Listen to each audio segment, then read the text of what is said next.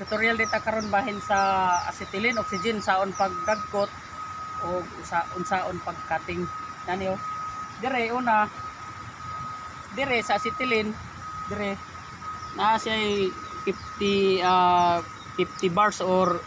50 psi dire pud spikas 100 sa hangin kani sa acetylene man okay mga bag-o lang niya nga mga welder or sa mga impress welder gamit man gini ato gini siya una atong ablihan dire make sure pod kani siya make sure kinahanglan makasira gina siya daan kani siyang pula mo ni siyang sa acetylene kaning green mo ni siyang sa oxygen dayon saon pagdagkot or sa in English pa ignite saon una imong buhaton kani kay kaabli naman ni ron imo ni ipul og abli kana siya ipul nimo siya og abli pagkahuman na di pagkahuman imong ablihan gamay na okay diyan sa nako ha silin isaradan ni mo dong no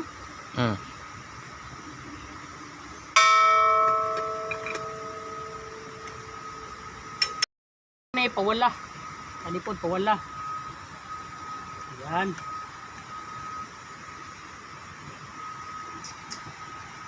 nani ra para lang na sa mga bag-uha kay katong mga karaan na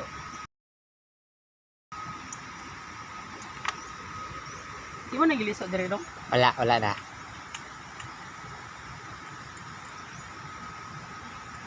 naro ablihan nimo gamay dire ablihan sa acetylene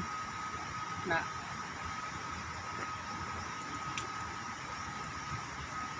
ano nimo nabay hangin luwas adong agre sir okay na oh nana siya gusto ka para masakto ang adjust nani pusgan nimo daan pusgan nimo kayo laro ra dong arora pusgan nimo kayo pagkahuman abli naman daan lang sa oxygen nayan mag abli dire na hinay pa gyud pusgan pag nimo kayo para magpurpos ani buo kaning glow mabuo na siya nindot na kayo ini split then pakidon ta mo sa pagcutting nani ro cutting mo ayaw mo dun sa gusto nga dili pwede dili sa plain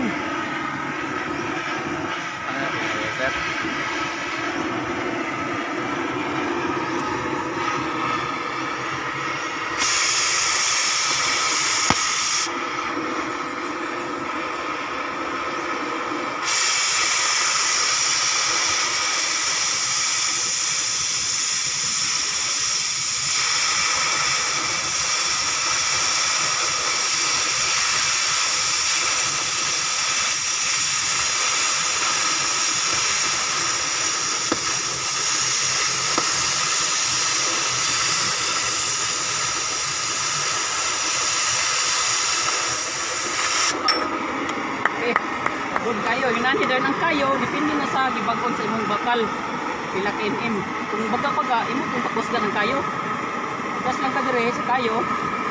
sa acetylene tapusgan na nimo para bagay po nimo diri sa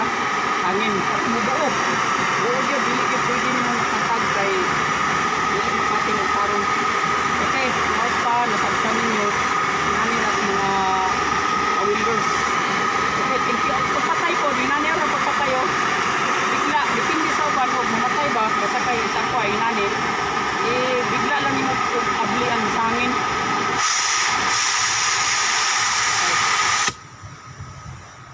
oy natuon ra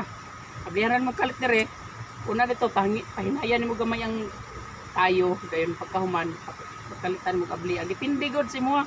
sa inanaon ra pagpatay na okay hinaut punta namin na learn ani mga welders thank you very much morning man tutor salamat